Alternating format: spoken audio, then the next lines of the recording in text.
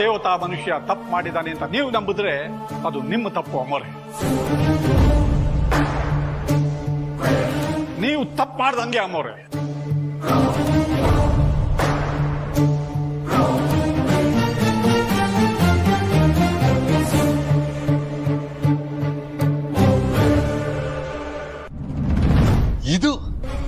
ಇದಕ್ಕೋಸ್ಕರ 7 ದಿನದಿಂದ ಕಾಯ್ತಾ ಇದ್ವಿ ನಾವು. ಅಣ್ಣ ನೋಡಿದ ವಿಡಿಯೋನ ಎಷ್ಟು ಸಲ ನೋಡ್ತೀಯ? ಅವರು ಮನೆ ಬಿಟ್ಟು ಹೋಗಿದ್ದಾಯ್ತು. ಹಬ್ಬದ ಅಡಿಗೆ ಮಾಡಿದ್ದೀನಿ, ಊಟ ಮಾಡೋಣಮ್ಮ.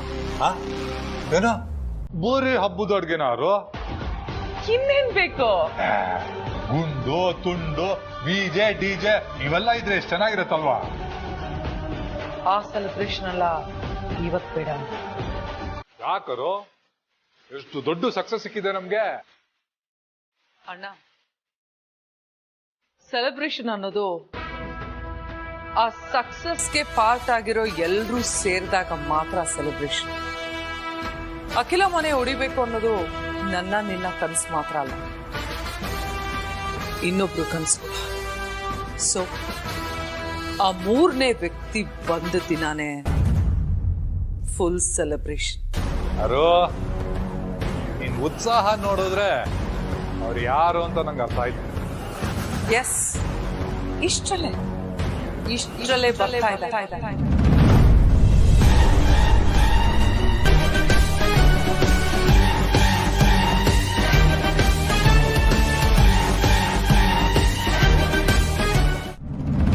ಮನೆ ಕಷ್ಟ ಏನು ಅಂತ ಯಾವತ್ತು ಮನೆ ಹಿರಿ ಮಕ್ಕಳಿಗೆ ಗೊತ್ತಾಗೋದು, ದೊಡ್ಡ ಯಜಮಾನರು ಕೂಡ ಹೊರತಲ್ಲ. ಆದ್ರೆ ಒಂದು ವ್ಯತ್ಯಾಸ ಏನು ಅಂದ್ರೆ, ದೊಡ್ಡ ಯಜಮಾನರು ಕಷ್ಟ ಅನುಭವಿಸದೇ ಇದ್ರು ಬೇರೆಯವರ ಕಷ್ಟವನ್ನು ನೋಡಿ ಬೆಳೆದಿದ್ದಾರೆ. ಕಷ್ಟದಲ್ಲಿರೋರಿಗೆ ಸಹಾಯ ಮಾಡೋ ಗುಣವನ್ನ ಚಿಕ್ಕಂದಿಂದಲೂ ಬೆಳೆಸ್ಕೊಂಡಿದ್ದಾರೆ ಅಮ್ಮವ್ರೆ. ನಿಮಗೆ ನೆನಪಿದೆಯಾ, ದೊಡ್ಡ ಯಜಮಾನರು ಶಾಲೆನಲ್ಲಿ ಓದುವಾಗ ನನ್ನ ಕೈನಲ್ಲಿ ಅವ್ರಿಗೆ ಊಟ ಕಳಿಸ್ಕೊಡ್ತಿದ್ರಿ. ಅವರು ಊಟ ಮಾಡೋದಕ್ಕೆ ಮುಂಚೆ ಅಮ್ಮ ಊಟ ಮಾಡಿದ್ರ ಅಂತ ಕೇಳ್ತಿದ್ರು, ಆಮೇಲೆ ಅಪ್ಪ ಅವ್ರು ಊಟ ಮಾಡ್ದ ಅಂತ ಕೇಳ್ತಿದ್ರು, ಕಡೆಗೆ ನೀನು ಊಟ ಮಾಡಿದ್ಯಾ ಅನ್ನೋರು. ಆಮೇಲೆ ಮಾಡ್ತೀನಿ ಅಂದ್ರೆ ಮೊದಲನೇ ತುತ್ತು ದನಕ್ಕೆ ತಿನ್ಸೋರು ಅಮ್ಮವ್ರೆ.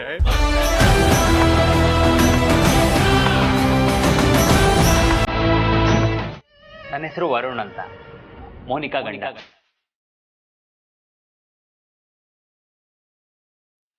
ಅವಳನ್ನ ಕರ್ಕೊಂಡು ಹೋಗಿ ಬಂದಿದ್ದೀನಿ. ಮೋನಿಕನ್ಗೆ ಮದುವೆ ಆಗಿದೆಯಾ?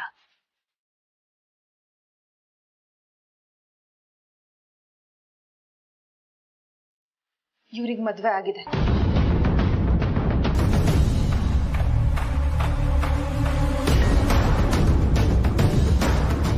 ಅಲ್ಲಮ್ಮ ಮೋನಿಕಾ, ನಿನಗೆ ಮದುವೆ ಆಗಿದೆಯಾ? ನೀನ್ ನಮ್ಮ ಮನೆಗೆ ಬಂದು ಇಷ್ಟು ದಿನ ಆಯ್ತು, ಆದ್ರೂ ಒಂದು ದಿನಾನು ನಿನ್ನ ಮದುವೆ ವಿಷಯ ಆಗ್ಲಿ ಗಂಡನ ಬಗ್ಗೆ ಆಗ್ಲಿ ಒಂದು ಮಾತು ಆಡಿಲ್ವಲ್ಲ?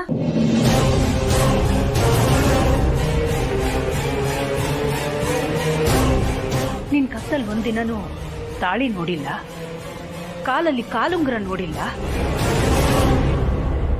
ಅತ್ತೆ, ಅದು ಗಂಡ ಹೆಂಡತಿ ಇಬ್ರಿಗೂ ಸ್ವಲ್ಪ ಪರ್ಸನಲ್ ಇಶ್ಯೂಸ್ ಇತ್ತಂತೆ.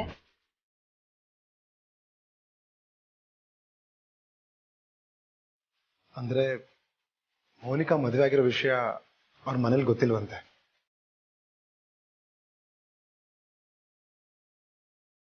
ತಂದೆ ತಾಯಿಯಿಂದ ಮುಚ್ಚಿಟ್ಟು ಆಗಿರೋ ಮದುವೆನಾ ನಿಮ್ದು?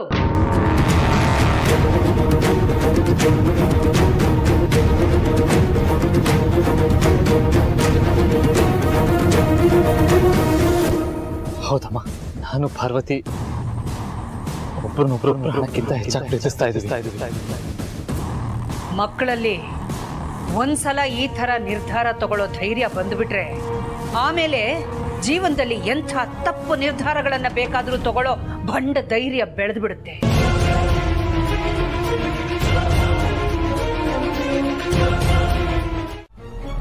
ಸಾರ್ಥಿ, ನೀವು ಬನ್ನಿ ಅಂತ ಕರೆದಿದ್ದು ನನ್ನನ್ನು ಮಾತ್ರ ಅಲ್ವಾ? ಅದ್ರ ಅರ್ಥ ನಾನ್ ಮಾತ್ರ ಒಳಗ್ ಬರಬೇಕು ಅಂತ ಅಲ್ವಾ?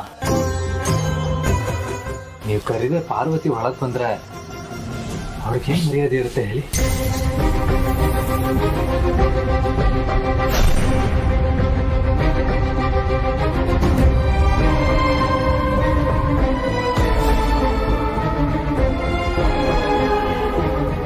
ದಯವಿಟ್ಟು ಕ್ಷಮಿಸಿ ಸಾರ್ತಿ. ಪಾರ್ವತಿ ನನ್ನನ್ನೇ ನಂಬಿ ನನ್ನ ಕೈ ಹಿಡಿದಿರೋ ಹೆಂಡತಿ. ನನ್ನ ಹೆಂಡತಿಗೆ ಮರ್ಯಾದೆ ಇಲ್ದಿರೋ ಜಾಗದಲ್ಲಿ ನಾನು ಹೇಗಿರೋದಕ್ಕಾಗುತ್ತೆ ಹೇಳಿ?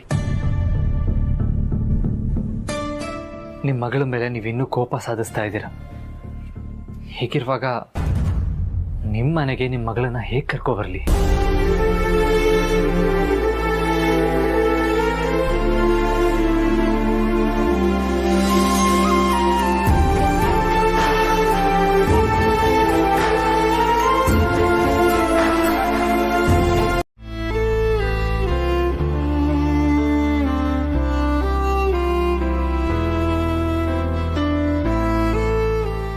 ಇಲ್ಲಿಗೆ ಬಂದ್ಮೇಲೂ ಅವಳು ನೋವು ಅನುಭವಿಸೋದನ್ನ ನನಗೆ ನೋಡೋದಕ್ಕಾಗಲ್ಲ ಸಾರ್ತಿ.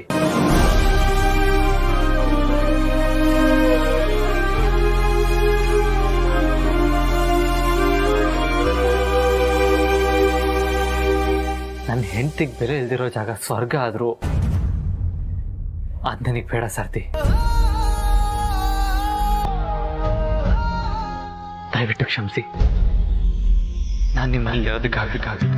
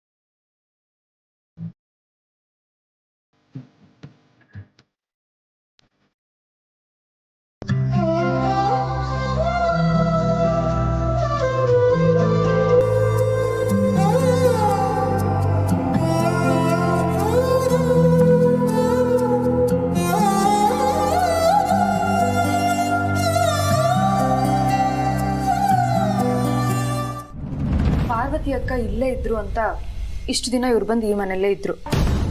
ಆದರೆ ಈಗ ಪಾರ್ವತಿ ಅಕ್ಕ ಇಲ್ವಲ್ಲ, ಅದಕ್ಕೆ ಇವ್ರನ್ನ ಕರ್ಕೊಂಡು ಹೋಗೋದಕ್ಕೆ ಅಂತ ಅವ್ರ ಗಂಡ ಬಂದಿದ್ದಾರೆ.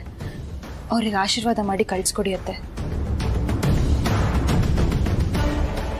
ಓಹೋ, ಈ ಬಿಳಿ ದೇವದ ಗಂಡ ಈ ತ್ರಿಪುರ ಸುಂದರನಾ? ಇವನು ಅವನ ಹೆಂಡತಿನ ಕರ್ಕೊಂಡು ಹೋಗೋಕೆ ಮುಂಚೆ ನಾನು ಪಾರ್ವತಿ ಬಗ್ಗೆ ಅಕ್ಕನ ಹತ್ರ ಫಿಟ್ಟಿಂಗ್ ಇಡಬೇಕು. ಇಂಥ ಅವಕಾಶ ಮತ್ತೆ ನನ್ಗೆ ಯಾವತ್ತೂ ಸಿಗಲ್ಲ. ಸಿಕ್ಕಿರೋ ಅವಕಾಶನ ನಾನು ಮಿಸ್ ಮಾಡ್ಕೋಬಾರ್ದು ಅಲ್ವಾ ಫ್ರೆಂಡ್ಸ್? ನನಗಿವತ್ತೊಂಥರ ಖುಷಿ ಸಿಗ್ತಾ ಇದೆ. ದೊಡ್ಡ ಯಜಮಾನ್ರೆ, ಒಂದು ನಿಮಿಷ.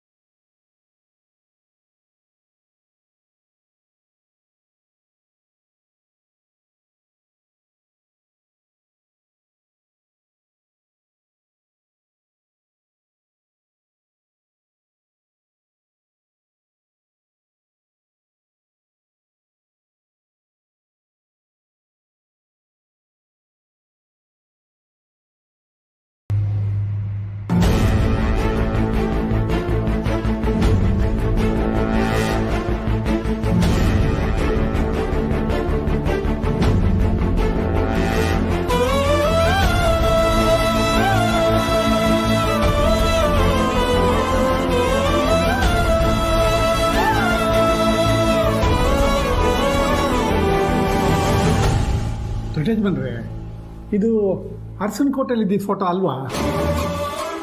ಅಲ್ಲ ಸಾರ್ತಿ, ಅರಸನ್ ತರೋದಕ್ಕೆ ಅಮ್ಮ ಹೋಗ್ತಾ ಇರಲಿಲ್ಲ. ಅದೇ ಥರ ದಿನೊಂದು ಕಾಪಿ ಮಾಡಿಸ್ದೆ. ಒಳ್ಳೇದಾಯ್ತು ಬಿಡಿ. ಈಗ ಈ ಮನೆಗೆ ಒಂದು ಕಳೆ ಬಂತು. ಊಟ ಟೈಮ್ ಆಯಿತು, ಎಲ್ಲರೂ ಒಟ್ಟಿಗೆ ಊಟ ಮಾಡಿದ್ದಾರೆ. ಬನ್ನಿ. ಗಣೇ ಗಣೇ ಎಲ್ಲೊಂದು ನಾನು ಗಣಿನ ಕರ್ಕೊಂಬರ್ತೀನಿ, ನೀವು ಬನ್ನಿ.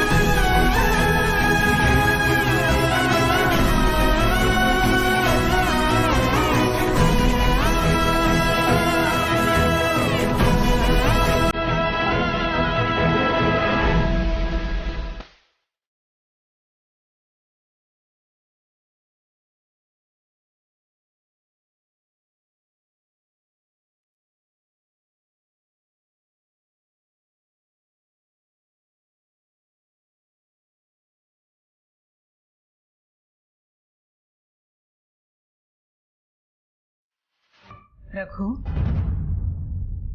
ಊಟ ಮಾಡೋಣವಾ?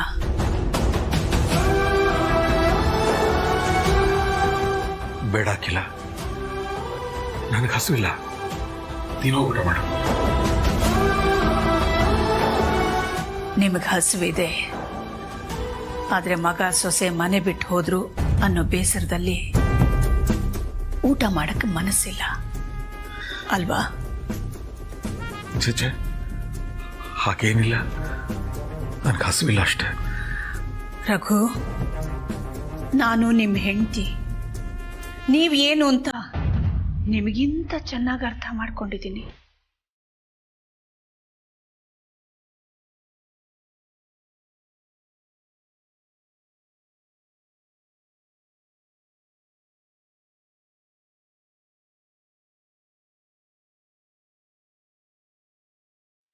ಮಗ ಸೊಸೆ ಮನೆಯಿಂದ ಹೊರಗೆ ಹೋದ್ರು ಅನ್ನೋ ಬೇಸರದಲ್ಲಿ ನೀವು ಊಟ ಮಾಡದೇ ಇದ್ರೆ ನನ್ನ ಗಂಟ್ಲಲ್ಲಿ ಅನ್ನ ಆದ್ರೂ ಹೇಗೆ ಇಳಿಯತ್ತೆ ರಘು?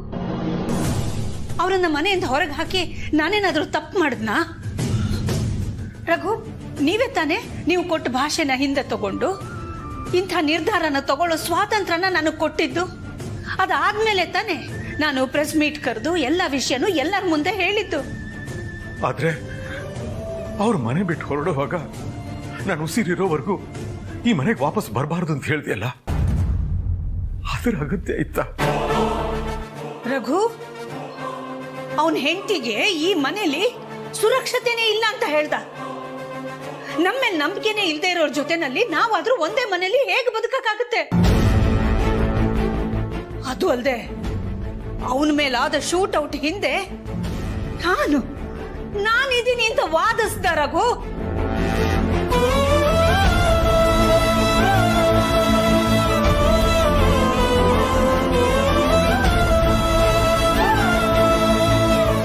ಸರಿ, ನಾನು ಇಷ್ಟೆಲ್ಲ ಹೇಳಿದ್ಮೇಲಾದ್ರೂ ಒಂದು ಮಾತು, ಕ್ಷಮಿಸಿ ಅಮ್ಮ, ನಾನು ಮಾಡಿದ ತಪ್ಪಾಯ್ತು, ಒಂದು ಅವಕಾಶ ಕೊಡಿ ನಿಮ್ ಜೊತೆ ಇರೋದಕ್ಕೆ ಅಂತ ಅವನ್ ಕೇಳದ್ನ? ಹೋಗಿ ಅವಳಾದ್ರೂ ಕೇಳಿದ್ಲ? ಆಯ್ತು, ಅವನ ಪ್ರಕಾರ ಅವನನ್ನ ಶೂಟ್ ಮಾಡಿಸಿದ್ದಕ್ಕೆ ಕಾರಣ ನಾನೇ ಮಾಡಿಸಿದ್ದು ಅಂತ. ಅದಕ್ಕೆ ಅವರಿಬ್ಬರಿಗೂ ನನ್ನ ಮೇಲೆ ನಂಬಿಕೆ ಕಳೆದು ಹೋಗಿದೆ. ಆದ್ರೆ ನೀವೇನ್ ಮಾಡಿದ್ರಿ?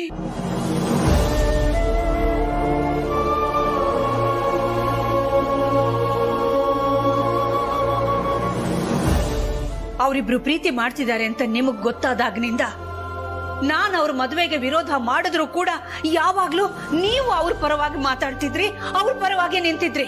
ನಿಮ್ಮ ಬಗ್ಗೆ, ನಿಮ್ಮ ಭಾವನೆಗಳ ಬಗ್ಗೆ, ನಿಮ್ಮ ವ್ಯಕ್ತಿತ್ವದ ಬಗ್ಗೆ ಒಂದಿಷ್ಟು ಕಾಳಜಿ ಇರಬೇಡ್ವಾ? ನಿಮ್ಮನ್ನು ಬಿಟ್ಟು ಹೊರಟೋದ್ರಲ್ಲ, ಅವರಿಗೆ ದೊಡ್ಡವರಾಗ್ಬಿಟ್ಟಿದ್ದಾರೆ, ಸ್ವತಂತ್ರರು. ತಮ್ಮ ಸ್ವತಂತ್ರ ನಿರ್ಧಾರಗಳನ್ನ ಸಮರ್ಥಿಸಿಕೊಳ್ಳುವಷ್ಟು ಸ್ವತಂತ್ರರಾಗ್ಬಿಟ್ಟಿದ್ದಾರೆ.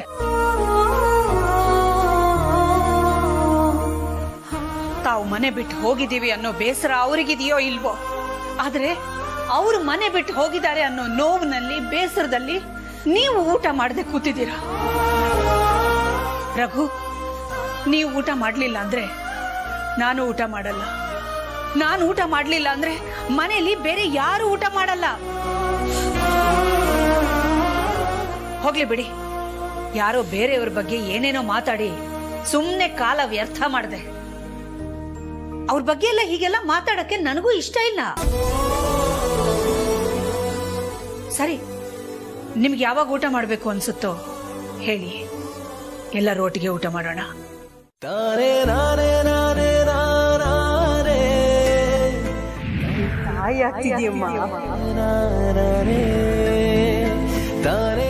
ಅರಸನಕೋಟೆಗೆ ಒಬ್ಬ ಮರಿ ರಾಜ್ಕುಮಾರ ಬರ್ತಾ ಇದ್ದಾನೆ.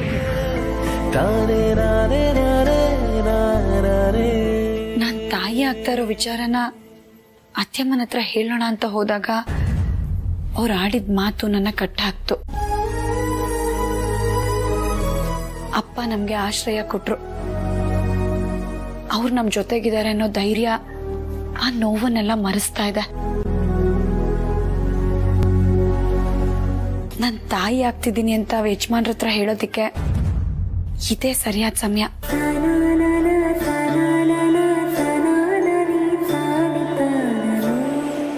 ಅವ್ರ ಮಗು ನನ್ನ ಹೊಟ್ಟೆಲ್ ಬೆಳೀತಿದೆ ಅನ್ನೋ ಖುಷಿ.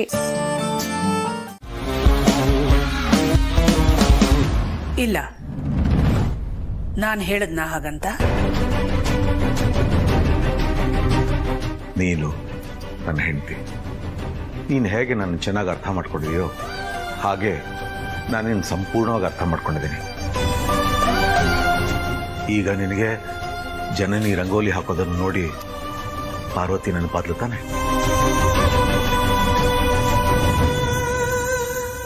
ರಘು, ಹೆಂಡತಿನ ಎರಡನೇ ತಾಯಿ ಅಂತ ಯಾಕೆ ಹೇಳ್ತಾರೆ ಹೇಳಿ? ಯಾಕಂದ್ರೆ ಗಂಡ ಹೆಚ್ಚಿನ ಸಮಯ ತಾಯಿಗಿಂತ ಹೆಂಡತಿ ಜೊತೆ ಗಂಡನಾಗಿ ಬಾಳಬೇಕಾಗುತ್ತೆ. ಹಾಗೆ ಹೆಂಡತಿ ಕೂಡ ಗಂಡನ ಜೊತೆ ಅವನ ಸುಖ ದುಃಖದಲ್ಲಿ ಭಾಗಿಯಾಗಿ ಅವನ ಜೊತೆನೇ ಇರಬೇಕಾಗತ್ತೆ. ಅದಕ್ಕೆ ಅವಳನ್ನ ಹಾಗೆ ಕರೀತಾರೆ. ಅಷ್ಟು ಮಾತ್ರ ಅಲ್ಲ ರಘು, ಮತ್ತೆ ಮಗ ದಾರಿ ತಪ್ಪಿದಾಗ ತಾಯಿ ಹೇಗೆ ಬೈದು ಬುದ್ಧಿ ಹೇಳಿ ಸರಿದಾರಿಗೆ ತರೋ ಪ್ರಯತ್ನ ಮಾಡ್ತಾಳೋ, ಹಾಗೆ ಗಂಡ ತಪ್ಪು ದಾರಿ ಹಿಡಿತಿದ್ದಾನೆ ಅಂತ ಗೊತ್ತಾದಾಗ ಹೆಂಡತಿ ಅವನನ್ನ ಸರಿದಾರಿಗೆ ತರೋ ಪ್ರಯತ್ನ ಮಾಡಬೇಕು. ಅದನ್ನ ಬಿಟ್ಟು ಇಬ್ರು ಸೇರೆ ತಪ್ಪು ನಿರ್ಧಾರ ತಗೊಂಡಿದೀವಿ ಅಂತ ಸಮರ್ಥಿಸ್ಕೊಳ್ಳೋದ್ರ ಬಗ್ಗೆ ಯೋಚನೆ ಮಾಡೋದಕ್ಕಾದ್ರೂ ಹೇಗ್ ಸಾಧ್ಯ? ನೀವು ಹೇಳಿದ ವ್ಯಕ್ತಿ ಬಗ್ಗೆ ನಾನು ಯೋಚನೆ ಮಾಡ್ತಿರ್ಲಿಲ್ಲ, ಮಾಡೋದು ಇಲ್ಲ. ಏನಪ್ಪ ಹಾಗೆ ನೋಡ್ತಾ ಇದೀಯಾ? ದಿವಸ ಬೆಳಿಗ್ಗೆ ನಾನು ಗಣಿ ಸುಮ್ಮನೆ ಗುಡ್ಸಿ ಸಾರಿಸಿ ಮಾಡ್ತಾ ಇದ್ವಿ. ನಿನ್ ಮದುವೆ ಆಗಿ ಹೋದ್ಮೇಲಂತೂ ಈ ರಂಗೋಲಿ ಹಾಕೋದು, ತುಳಸಿ ಪೂಜೆ ಮಾಡೋದು ಎಲ್ಲ ನಿಂತೇ ಹೋಗಿತ್ತು. ಮತ್ತೆ ನೀನ್ ಬಂದೆ, ಇಡೀ ಮನೆಗೆ ಮುತ್ತೈದೆ ಕೆಳೆ ಬಂತು ನೋಡು.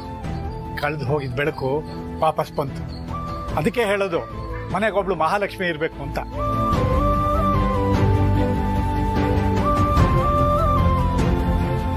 ಮನೇಲಿ ಎಷ್ಟೇ ಜನ ಗಂಡ್ಮಕ್ಳಿದ್ರು ಎಲ್ಲ ಗುಡ್ರಿಗೋಗಿಳೆ. ಮನೆಗೊಬ್ಳು ನಿನ್ನಂತ ಮಹಾಲಕ್ಷ್ಮಿ ಹುಟ್ಟಬೇಕು ನೋಡು.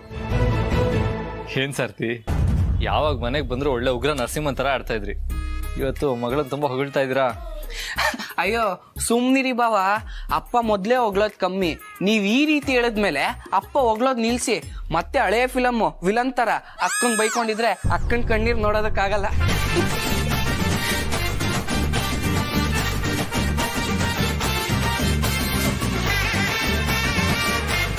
ನಾವು ಮನೆ ಬಿಟ್ಟು ಬಂದಿದ್ದು ಒಂಥರ ಬೇಜಾರಿನ ವಿಷಯ ಆದ್ರೂ ಅಪ್ಪ ಮಗಳು ಮತ್ತೆ ಒಂದಾದ್ರಲ್ಲ, ಅದು ಖುಷಿ ವಿಷಯ. ಹಾಗೆ ಅಪ್ಪನ್ ಕಾಟದಿಂದ ಇಷ್ಟ ದಿನ ಬೇಸತ್ತೋಗಿದ್ದ ಈ ಗುಲ್ಕನ್ ಸ್ಟಾರ್ ಗಣಿಗೂ ಖುಷಿ ಆಗೋಯ್ತು. ಏನೋ ತರ್ಲೆ, ನಾನು ಕಾಟ ಕೊಡ್ತೀನ? ಓದು ಬರೀ ಅಂತ ಹೇಳೋ ತಪ್ಪ? ಅದ್ ತಪ್ಪಲ್ಲ, ಅದನ್ನೇ ಹೇಳಿ ಹೇಳಿ ನಂಗೆ ಹಿಂಸೆ ಕೊಡ್ತಿರ್ಸಲ್ಲ ಅದು ತಪ್ಪು. ನೋಡಿದ್ಯಾ ಪಾರು ಹೇಗೆ ಉಲ್ಟಾ ಹೊಡಿತಿದ್ದಾನೆ. ಯಾಕೋ ಗಣಿ, ನೀನು ಚೆನ್ನಾಗಿ ಓದ್ಬೇಕು, ಒಳ್ಳೆ ಕೆಲ್ಸಕ್ಕೆ ಸೇರ್ಬೇಕು ಅನ್ನೋ ತಾನೇ ಅಪ್ಪನ ಆಸೆ. ಅದಕ್ಕೆ ಅವ್ರು ನಿನಗ್ ಬೈದಿರ್ತಾರೆ. ನೋಡಿದ್ರ ಬಾವ ಅಪ್ಪ ಮಗ್ಳು ಹೇಗೆ ಒಂದಾಗ್ಬಿಟ್ರು ಅಂತ. ಡೋಂಟ್ ವರಿ ಗಣಿ, ನಿನ್ ಸಪೋರ್ಟಿಂಗ್ ನಾನಿದ್ದೀನಿ. ಇದು ನಮ್ ಭಾವ ಅಂದ್ರೆ. ನನಗೆ ನಮ್ಮಪ್ಪ ಇದ್ದಾರೆ.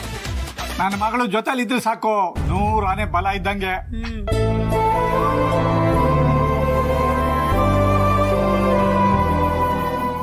ಅಲ್ಲ ಸಾರ್ತಿ, ಮಗಳ ಮೇಲೆ ಇಷ್ಟೊಂದು ಪ್ರೀತಿ ಇಟ್ಕೊಂಡಿರೋರು ಅವಳ ಹತ್ರ ಮಾತಾಡದೆ ಇಷ್ಟು ದಿನ ಹೇಗಿದ್ರಿ?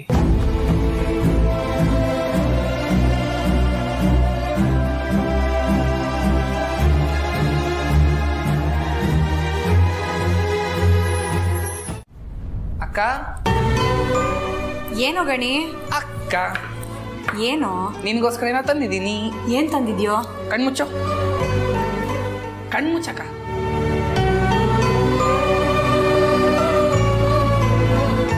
ಕಣ್ಬಿಡು.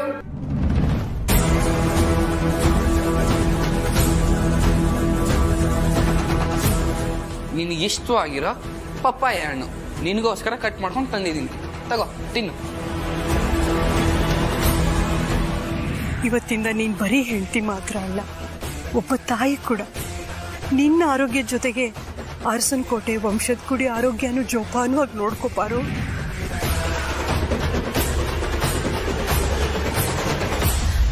ಗಣಿ, ಈಗ ನಾನು ತರಕಾರಿ ಹೆಚ್ಚ್ತಾ ಇದೀನಲ್ವಾ, ತರಕಾರಿ ಹೆಚ್ಚದ್ಮೇಲೆ ತಿಂಡಿ ಮಾಡ್ಬಿಟ್ಟು ಆಮೇಲೆ ತಿಂತೀನಿ, ಸರಿನಾ? ಅಕ್ಕ, ಅಲ್ಲಿವರೆಗೂ ಹೊಟ್ಟೆ ಹಸ್ವು ತಡ್ಕೊಂಡಿರಕ್ಕಾಗಲ್ಲ, ಅದಕ್ಕೆ ಹಚ್ಕೊಂಡೆ. ನೀನ್ ಇದನ್ನ ತಿನ್ಬಿಟ್ಟು ಆರಾಮಾಗಿ ತಿಂಡಿ ರೆಡಿ ಮಾಡು. ನಂಗೆ ಬೇಡ ಗಣಿ, ನೀನ್ ತಿನ್ನು. ಯಾಕೆ ಬೇಡ? ನಂಗೆ ಹಸ್ವಿಲ್ಲ ಕಣೋ. ಪಪ್ಪಾಯನ ಖಾಲಿ ಹೊಟ್ಟೆಲ್ ತಿಂದ್ರೆ ಒಳ್ಳೇದು ಅಂತ ನೀನೇ ತಾನೇ ನಂಗೆ ಹೇಳಿದ್ದು. ತಗೋ ಒಂದೇ ಒಂದು ಪೀಸ್ ತಿನ್ನು. ಗಣಿ, ಬಲವಂತ ಮಾಡ್ಬೇಡ್ವೋ ಪ್ಲೀಸ್ ಕಣೆ ಅಕ್ಕ. ಗಣಿ, ನಾನು ಇದನ್ನ ತಿನ್ನೋ ಹಾಗಿಲ್ಲ ಕಣೋ. ಅದೇ ಯಾಕೆ? ತಾಯಿ ಆಗ್ತಿದ್ಯಮ್ಮ.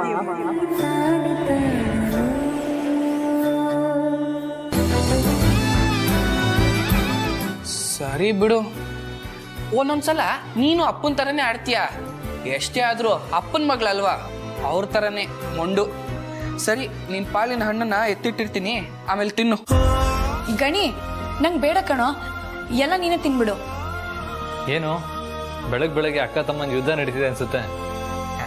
ಅಕ್ಕ ತಮ್ಮ ಅಂದ್ಮೇಲೆ ಇದೆಲ್ಲ ಇದ್ದಿದೆ ಅಲ್ವಾ ಬಾವ? ಆದ್ರೆ ಈ ವಿಷಯದಲ್ಲಿ ನಂದೇನು ತಪ್ಪಿಲ್ಲ, ಎಲ್ಲ ನಮ್ಮ ಅಕ್ಕಂದೆ. ವಿಷಯ ಗೊತ್ತಿಲ್ಲದೆ ನಾನು ಹೆಂಡತಿ ತಪ್ಪು ಅಂದ್ರೆ ನಾನು ಒಪ್ಪಲ್ಲ. ಅದು ನಿಜ ಅಲ್ವಾ? ಏನ್ ಗೊತ್ತಾ ಬಾವ, ಅಕ್ಕಂಗೆ ಇಷ್ಟ ಅಂತ ಪಪ್ಪಾಯ ಎಲ್ಲ ಕಟ್ ಮಾಡ್ಕೊಂಡು ತಂದೆ. ತಿನ್ಸೋದಕ್ಕೆ ಹೋದ್ರೆ ಬೇಡ ಅಂತಿದ್ದಾಳೆ. ಈ ತಮ್ಮಂಗೋಸ್ಕರ ಒಂದೇ ಒಂದು ಪೀಸ್ ಆದ್ರೂ ತಿನ್ಬೇಕು ತಾನೆ? ತಿನ್ಲೇಬೇಕು. ಮತ್ತೆ ತಿಂತಾ ಇಲ್ಲ ನೋಡಿ. ಯಾಕೆ ಪಾರು, ಪಾಪ ನನ್ನ ಬಾವ ಆಯ್ತು ಅಷ್ಟು ಪ್ರೀತಿಯಿಂದ ಪಪ್ಪಾಯಿ ಕಟ್ ಮಾಡ್ಕೊಂಡು ತಂದಿದ್ದಾನೆ. ಒಂದು ಪೀಸ್ ಆದ್ರೂ ತಿನ್ಬೇಕು. ಅದು ಯಾಕೆ ತಿನ್ನಲ್ಲ, ನಾನು ನೋಡ್ತೀನಿ ಬಾ ಕಡೆ. ಯಾರು ಎಲ್ಲಿ ಅನ್ನು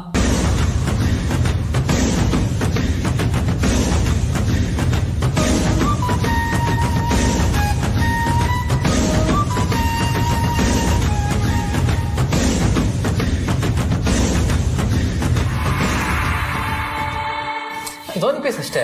ಬೇಡ ಯಜಮಾನ್ರೆ.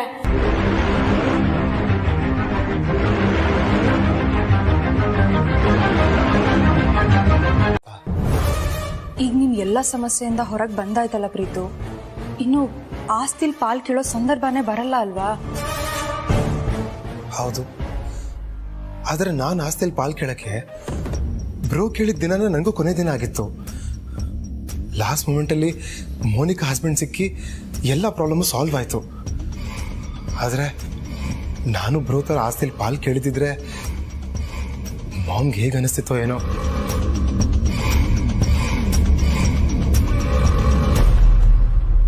ನಡೀದೇ ಇರೋದನ್ನ ನೆನೆಸ್ಕೊಂಡು ಭಯ ಪಡ್ಬೇಡ ಪ್ರೀತು. ನಿನ್ನ ಕಾರಣಕ್ಕೆ ಅಕ್ಕ ಭಾವ ಮನೆ ಬಿಟ್ಟು ಹೋಗ್ತಿದ್ದಾರೆ ಅನ್ನೋ ನೋವು ನಮಗೂ ಇತ್ತು. ಆದರೆ ಈಗ ಕಾರಣ ನೀನಲ್ಲ ಅಂತ ಗೊತ್ತಾಯ್ತಲ್ವಾ? ಇನ್ನು ಧೈರ್ಯವಾಗಿ ಅಕ್ಕ ಇರೋ ಮನೆಗೆ ನಾವು ಹೋಗಿ ಬರೋಣ. ಅಕ್ಕ ಇರೋ ಮನೆ ನನಗೂ ತವ್ರ ಮನೆ ಇದ್ದ ಹಾಗೆ. ನಾವಿಬ್ರು ಅವ್ರ ಜೊತೆ ನಿಲ್ತೀವಿ ಅಂತ ಹೇಳಿದ್ರೆ ಆಸ್ತಿ ಕೇಳೋದಕ್ಕೆ ನಿಜವಾದ ಕಾರಣ ಏನು ಅಂತ ಅವ್ರು ಹೇಳಿದ್ರು ಹೇಳ್ಬೋದು. ಇವತ್ತೇ ಹೋಗಿ ಅವ್ರ ಹತ್ರ ಮಾತಾಡೋಣ. ಸರಿ.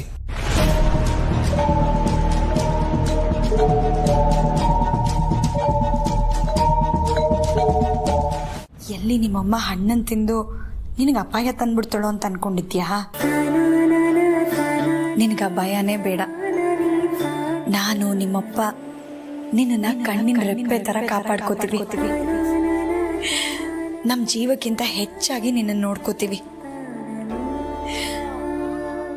ಇವತ್ತು ನಿಮ್ಮಪ್ಪ ಕೆಲಸ ಹುಡ್ಕೊಂಡು ಹೋಗ್ತಾ ಇದ್ದಾರೆ. ಕೆಲಸ ಸಿಕ್ಕಿದ ಖುಷಿಲಿ ಅವ್ರ ಮನೆಗೆ ಬಂದ ತಕ್ಷಣ ನೀನ್ ನನ್ನ ಹೊಟ್ಟೆಲಿರೋ ವಿಚಾರನ ಅವ್ರಿಗೆ ಹೇಳ್ತೀನಿ. ಸರಿನಾ ಕಂದ?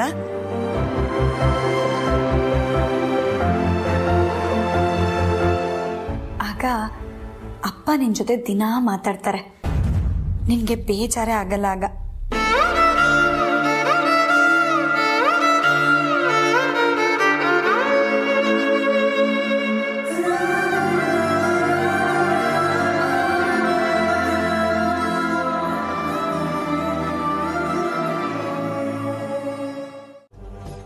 ನನಗೆ ದುಬೈಗೆ ಹೋಗ್ಬೇಕು ಅಂತ ಬೇಜಾರಿಲ್ಲ, ಅಥವಾ ಮಾಮ್ ಹೇಳೋ ಕೆಲಸ ಮಾಡೋಕೆ ನಂಗೆ ಪ್ರಾಬ್ಲಮ್ಮೇ ಇಲ್ಲ.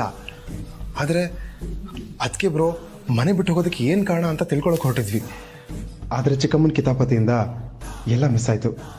ಅಷ್ಟಕ್ಕೂ ಮಾಮ್ ಬ್ರೋ ಅದಕ್ಕೆ ನೋಡೋಕೆ ಹೋಗಬಾರ್ದು ಅಂತ ಹೇಳಿದರೆ ಹೊರತು ಹೋಗಲೇಬಾರ್ದು ಅಂತ ನಮ್ಮ ಹತ್ರ ಕಂಡೀಷನ್ ಹಾಕಿ ಆಣೆ ಪ್ರಮಾಣ ಮಾಡಿಸ್ಕೊಂಡಿಲ್ಲ. ಹಾಗಾಗಿ ಇವತ್ತೆಲ್ಲ ನಾಳೆ ಮಾಮ್ ಕಣ್ ತಪ್ಪಿಸಿ ಚಿಕ್ಕಮ್ಮಗೆ ಗೊತ್ತಾಗದೆ ಹೋಗಿ ಬರ್ಬೋದು. ಬ್ರೋಗೆ ನಮ್ಮ ಕಡೆಯಿಂದ ಹೆಲ್ಪ್ ಮಾಡಿ ಹೇಗಾದರೂ ಮಾಡಿ ಅವರಿಬ್ಬರನ್ನು ವಾಪಸ್ ಕರ್ಕೊಂಬರೋಣ ಅಂತೆಲ್ಲ ಮಾತಾಡ್ಕೊಂಡಿದ್ವಿ. ಆದರೆ ನಾನೀಗ ದುಬೈಗೆ ಹೋದರೆ ಅದೆಲ್ಲ ಮಾಡೋಕ್ಕಾಗಲ್ವಲ್ಲ ಅಂತ ಮನಸ್ಸಿಗೆ ನೋವಾಗ್ತಿದೆ. ನಾನು ದುಬೈಯಿಂದ ವಾಪಸ್ ಬರೋದು ಎಷ್ಟು ದಿನ ಆಗುತ್ತೋ ಗೊತ್ತಿಲ್ಲ. 2 ವಾರ ಆಗ್ಬೋದು, 1 ತಿಂಗಳೇ ಆಗ್ಬೋದು.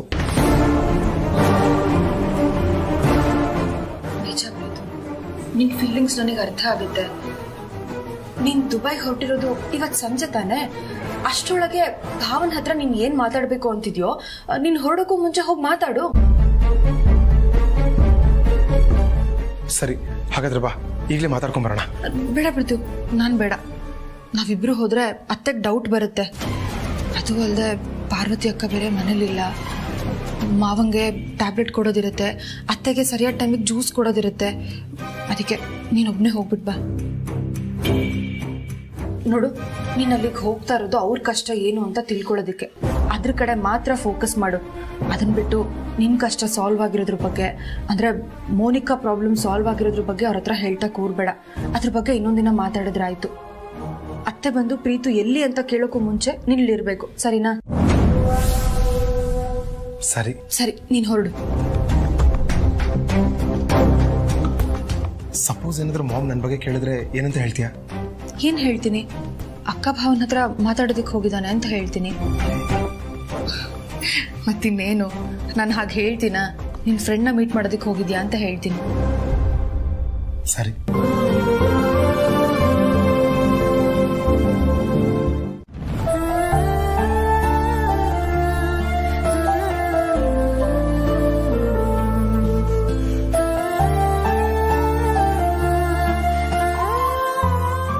ಇದೇನ್ ಪಾರು? ಇವತ್ತಿಂದ ನಮ್ಮ ಹೊಸ ಜೀವನ ಶುರು. ನೀವು ಹುಡುಕೊಂಡು ಹೋಗ್ತಾ ಇರೋ ಕೆಲಸದಲ್ಲಿ ನಿಮಗೆ ಗೆಲುವು ಸಿಗ್ಲಿ ಅಂತ ಯಜಮಾನ್ರೆ.